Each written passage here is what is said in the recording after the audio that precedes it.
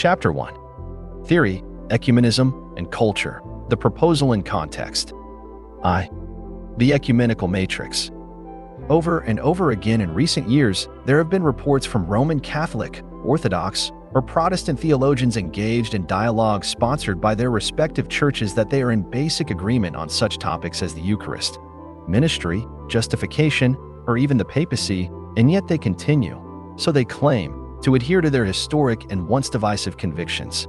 Those who hear these reports often find them difficult to believe. They are inclined to think that the very notion of doctrinal reconciliation without doctrinal change is self-contradictory, and they suspect that the dialogue participants are self-deceived victims of their desire to combine ecumenical harmony with denominational loyalty. The dialogue members, including the author of these pages, usually protest. They say they have been compelled by the evidence, sometimes against their earlier inclinations, to conclude that positions that were once really opposed are now really reconcilable, even though these positions remain in a significant sense identical to what they were before. If one credits these testimonies, the problem is not with the reality, but with the comprehensibility of this strange combination of constancy and change, unity and diversity.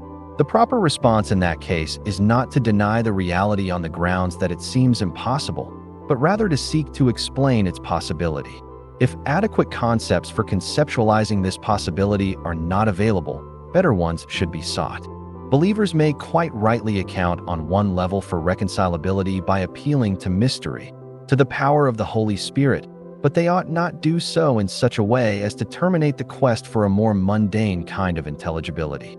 That, at any rate, is the conviction of those who believe that theology is fides quaerens intellectum, faith-seeking understanding, and that its practitioners are therefore obligated to try to untie intellectual knots by intellectual means.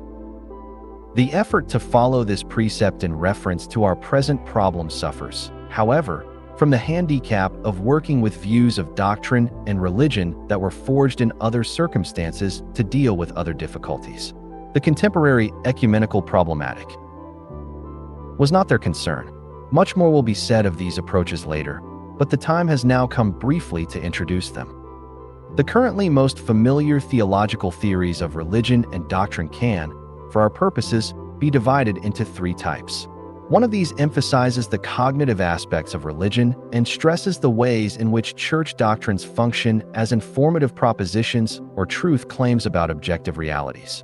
Religions are thus thought of as similar to philosophy or science, as these were classically conceived. This was the approach of traditional orthodoxies, as well as of many heterodoxies, but it also has certain affinities to the outlook on religion adopted by much modern Anglo-American analytic philosophy, with its preoccupation with the cognitive or informational meaningfulness of religious utterances. A second approach focuses on what I shall call in this book the experiential expressive dimension of religion, and it interprets doctrines as non-informative and non-discursive symbols of inner feelings, attitudes, or existential orientations. This approach highlights the resemblances of religions to aesthetic enterprises and is particularly congenial to the liberal theologies influenced by the continental developments that began with Schleiermacher. A third approach, favored especially by ecumenically inclined Roman Catholics, attempts to combine these two emphases. Both the cognitively propositional and the expressively symbolic dimensions and functions of religion and doctrine are viewed, at least in the case of Christianity, as religiously significant and valid. Karl Rahner and Bernard Lonergan have developed what are probably the currently most influential versions of this two-dimensional outlook. Like many hybrids, this outlook has advantages over one-dimensional alternatives, but for our purposes it will generally be subsumed under the earlier approaches. In all of these perspectives, it is difficult to envision the possibility of doctrinal reconciliation without capitulation. Indeed, in the first two the possibility is simply denied. Either doctrinal reconciliation or constancy must be rejected. For a propositionalist, if a doctrine is once true, it is always true, and if it is once false, it is always false. This implies, for example, that the historic affirmations and denials of transubstantiation can never be harmonized. Agreement can be reached only if one or both sides abandon their earlier positions. Thus, on this view, Doctrinal reconciliation without capitulation is impossible because there is no significant sense in which the meaning of a doctrine can change while remaining the same. For experiential expressive symbolists, in contrast, religiously significant meanings can vary while doctrines remain the same, and conversely, doctrines can alter without change of meaning. Both transubstantiationist and non-transubstantiationist conceptualities, to continue with the previous example, can express or evoke similar or dissimilar experiences of divine reality or no experience at all. The general principle is that insofar as doctrines function as non-discursive symbols, they are polyvalent in import and therefore subject to changes of meaning or even to a total loss of meaningfulness, to what Tillich calls their death. They are not crucial for religious agreement or disagreement, because these are constituted by harmony or conflict in underlying feelings, attitudes, existential orientations, or practices, rather than by what happens on the level of symbolic, including doctrinal objectifications.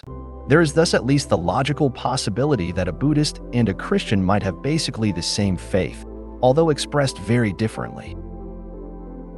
Theories of the third type, which utilize both cognitivist and experiential expressive perspectives, are equipped to account more fully than can the first two types for both variable and invariable aspects of religious traditions, but have difficulty in coherently combining them. Even at their best, as in Ronner and Lonergan, they resort to complicated intellectual gymnastics and to that extent are unpersuasive.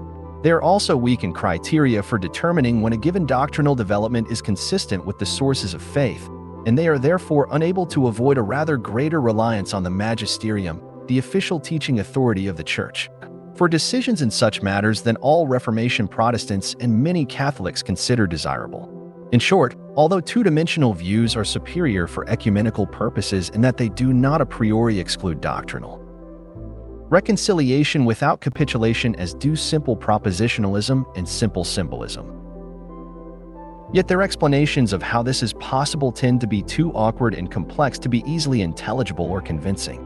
There would be less skepticism about ecumenical claims if it were possible to find an alternative approach that made the intertwining of variability and invariability in matters of faith easier to understand. This book proposes such an alternative.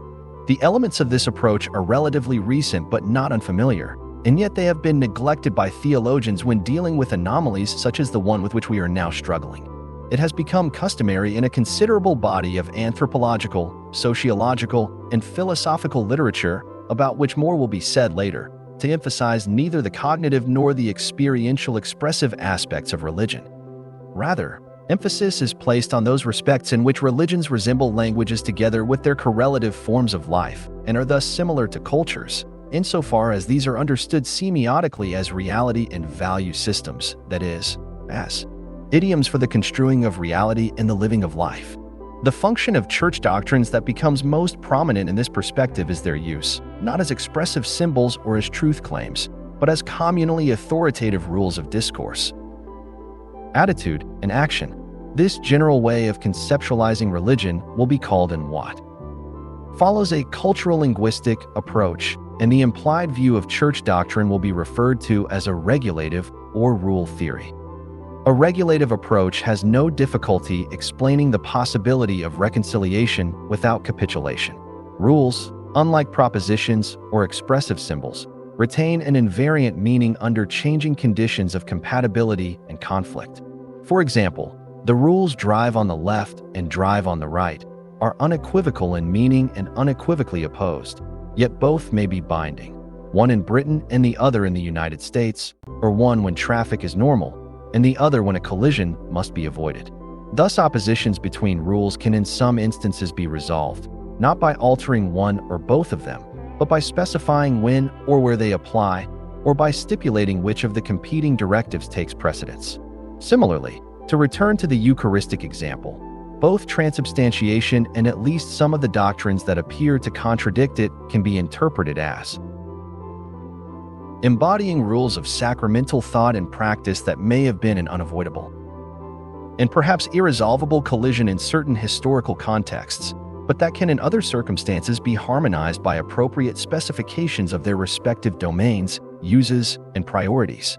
In short, to the degree that doctrines function as rules, As we shall see in more detail in Chapter 4, there is no logical problem in understanding how historically opposed positions can, in some, even if not all, cases be reconciled while remaining in themselves unchanged.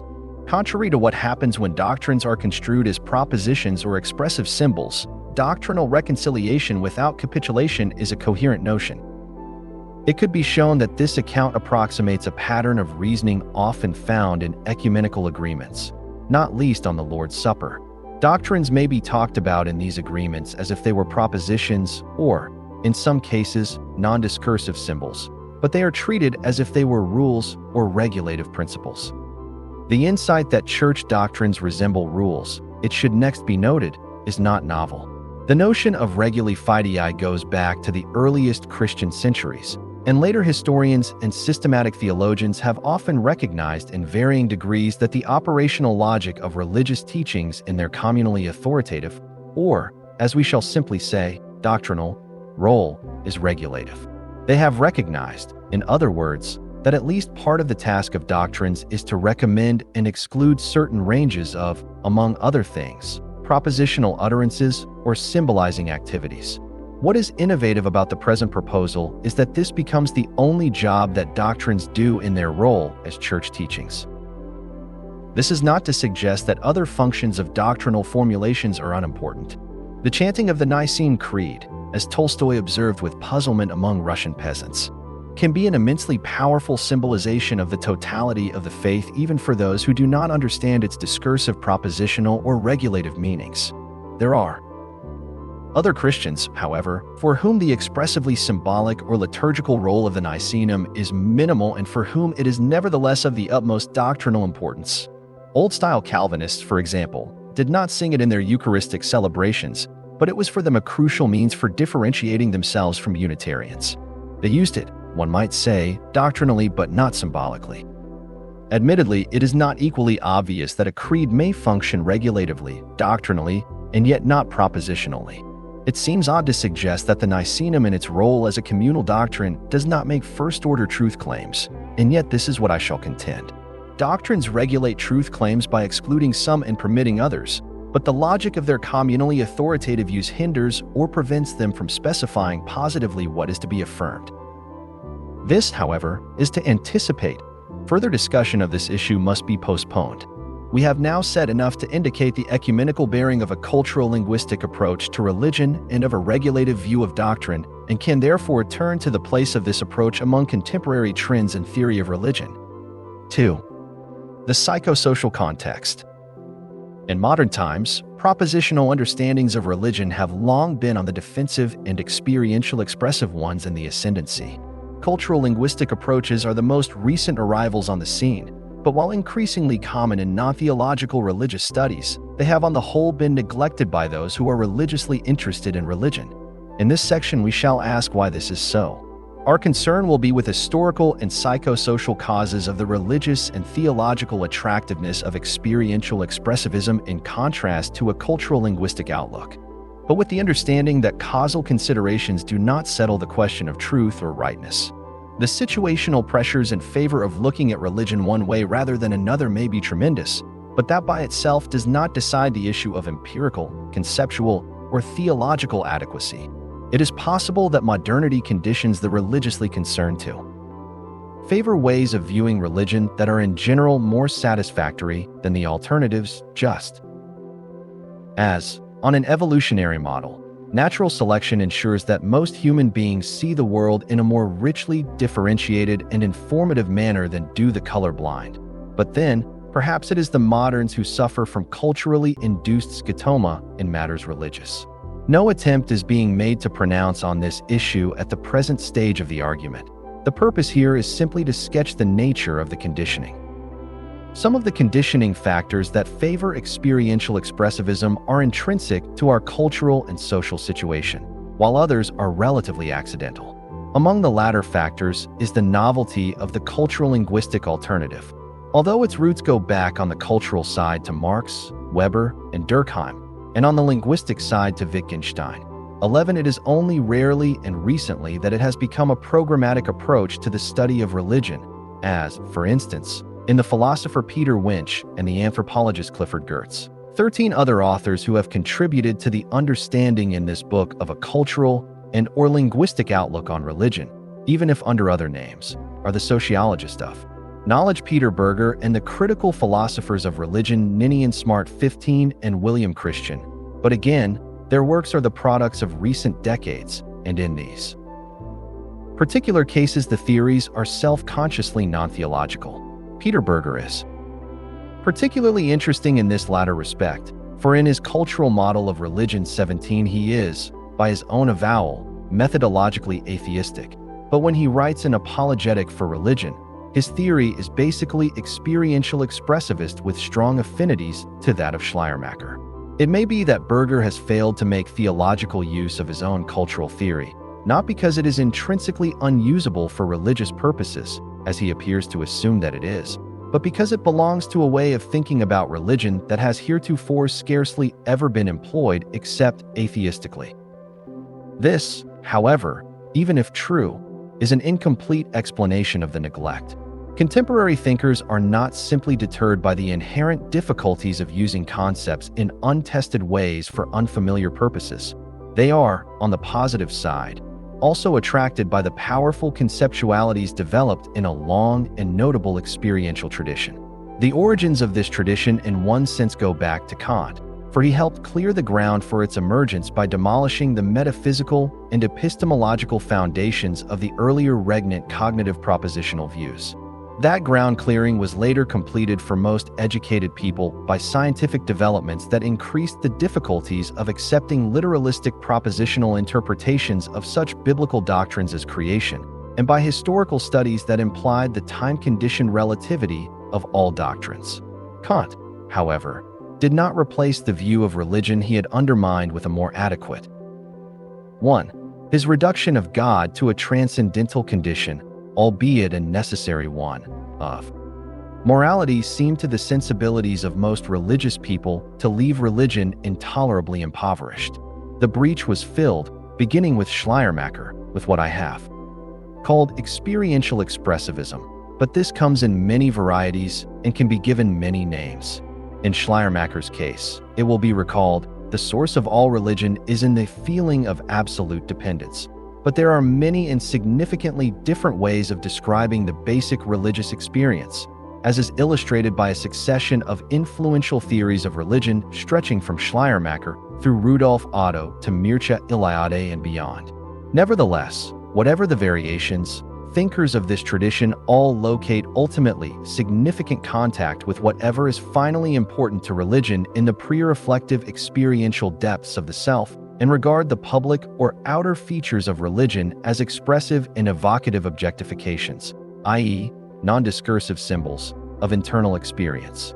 For nearly 200 years this tradition has provided intellectually brilliant and empirically impressive accounts of the religious life that have been compatible with, indeed, often at the heart of, the romantic, idealistic, and phenomenological existentialist streams of thought that have dominated the humanistic side of Western culture ever since Kant's revolutionary Copernican turn to the subject. So weighty a heritage should not be jettisoned except for good reasons. But even if there are good reasons, it is difficult to abandon. The habits of thought it has fostered are ingrained in the soul of the modern West, perhaps particularly in the souls of theologians. Yet the struggle is not simply between newness on the one side and the force of habit on the other. There are also psychosocial pressures that work against cultural linguistic approaches and in favor of experiential expressive ones. One way of characterizing the basic problem is to speak, as Thomas Luckman and Peter Berger have done, of that de-objectification of religion and doctrine which, from the perspective of the sociology of knowledge, is an inescapable consequence of the individualism, rapid change, and religious pluralism of modern societies. This de-objectification occurs quite apart from the experiential theories that supply its intellectual backing. Fewer and fewer contemporary people are deeply embedded in particular religious traditions or thoroughly involved in particular religious communities. This makes it hard for them to perceive or experience religion in cognitivist fashion as the acceptance of sets of objectively and immutably true propositions, perhaps only those among whom the sects chiefly recruit who combine unusual insecurity with naivete can easily manage to do this. These same factors, however, also create difficulties for thinking of the process of becoming religious as similar to that of acquiring a culture or learning a language, that is, interiorizing outlooks that others have created, and mastering skills that others have honed. The mere idea that becoming religious might on occasion be rather like achieving competence in the totally non-optional grammatical patterns and lexical resources of a foreign tongue seems alienating and oppressive, an infringement of freedom and choice, a denial of creativity, and repugnant to all the most cherished values of modernity. It is much easier in our day for religious interests to take the experiential expressive form of individual quest for personal meaning. This is true even among theological conservatives, as is illustrated by the stress placed on conversion experiences by the heirs of pietism and revivalism. The structures of modernity press individuals to meet God first in the depths of their souls and then, perhaps, if they find something personally congenial, to become part of a tradition or join a church. Their actual behavior may not conform to this model, but it is the way they experience themselves. Thus, the traditions of religious thought and practice into which Westerners are most likely to be socialized conceals from them the social origins of their conviction that religion is a highly private and individual matter. This pattern was already well established in American Protestantism by the 19th century. But in the past, both conservatives and liberals generally thought of the search for individual religious meaning as taking place within the capacious confines of the many varieties of Christianity. As we move into a culturally, even if not statistically, post-Christian period, however, increasing numbers of people regard all religions as possible sources of symbols to be used eclectically in articulating, clarifying, and organizing the experiences of the inner self. Religions are seen as multiple suppliers of different forms of a single commodity needed for transcendent self-expression and self-realization. Theologians, ministers, and perhaps above all teachers of religion in colleges and universities whose job is to meet the demand are under great pressure in these circumstances to emphasize the experiential expressive aspects of religion. It is thus that they can most easily market it. Cultural appeal does not in this context, however, necessarily imply mediocrity. There are authors of admirable quality, such as Mircea Eliade, Thomas Campbell, and John S. Donne, who have done estimable work in making the symbolic resources of the world's religions available to the interested.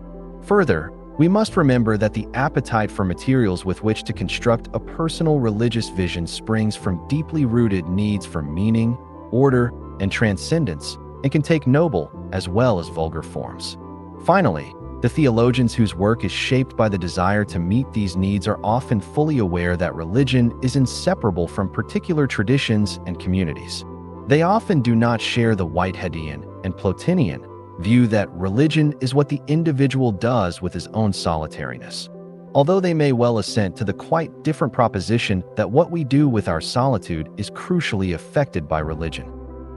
Nevertheless, the exigencies of communicating their messages in a privatistic cultural and social milieu lead them to commend public and communal traditions as optional aids in individual self-realization rather than as bearers of normative realities to be interiorized.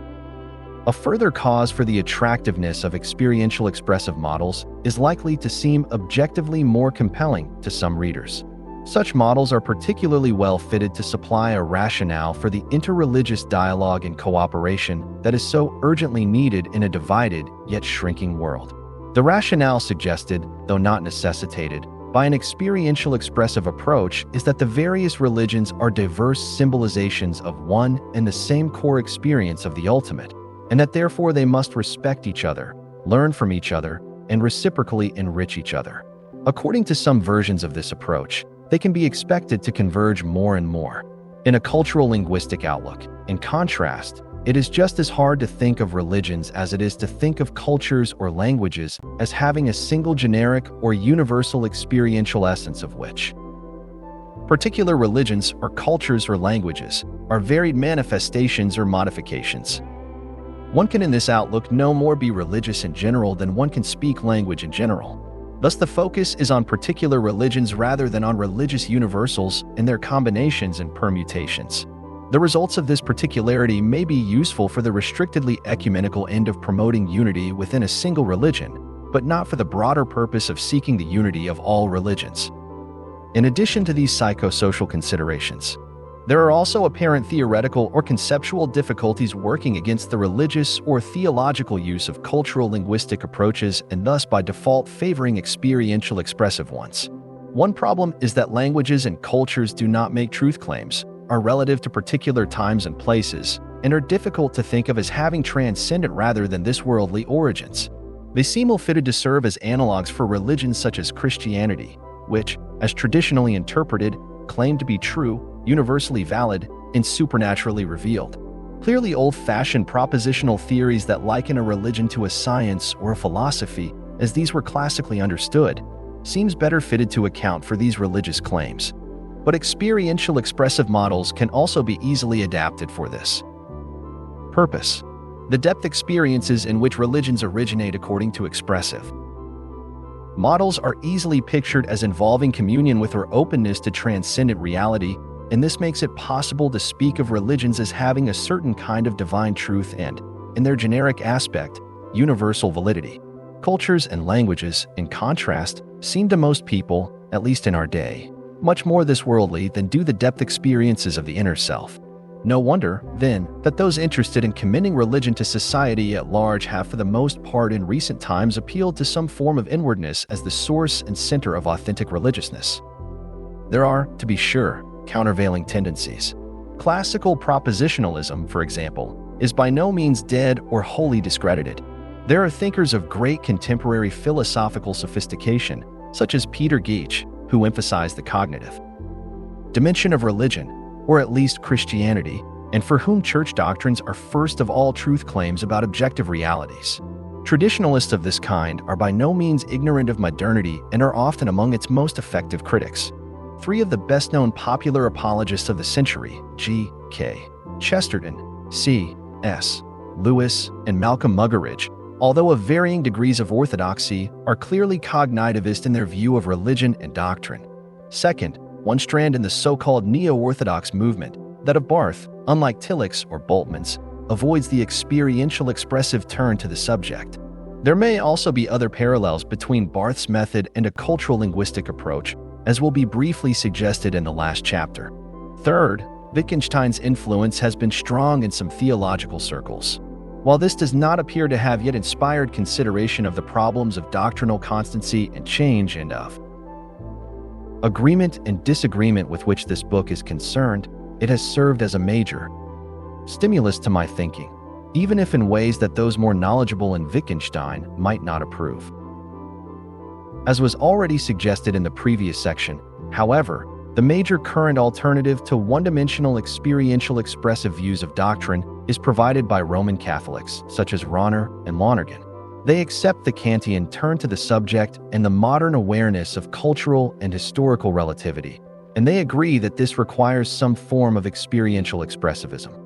Yet they also argue that this by itself is not able to account for the enduring self-identity and unity claimed by some religions, and they therefore postulate that there is, in addition to what Rahner calls the transcendental, experiential, and revelatory source of all religion, a categorical, and in part propositional, revelatory source of at least some religion. On this view, all religions have a measure of expressive revealed truth, but only those which are accepted as abidingly normative, e.g., biblical ones, would be regarded as having, in addition, propositional truth.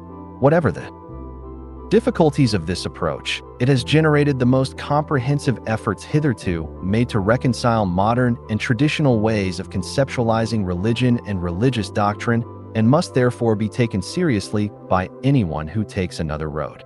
Lonergan in particular has proved influential on the following chapters. Yet, whatever the countervailing tendencies, the most significant development in theories of religion is the growing gap between theological and non-theological approaches. Experiential expressivism has lost ground everywhere except in most theological schools and departments of religious studies where, if anything, the trend is the reverse. Historians, anthropologists, sociologists, and philosophers, with the exception of some phenomenologists, seem increasingly to find cultural linguistic approaches congenial.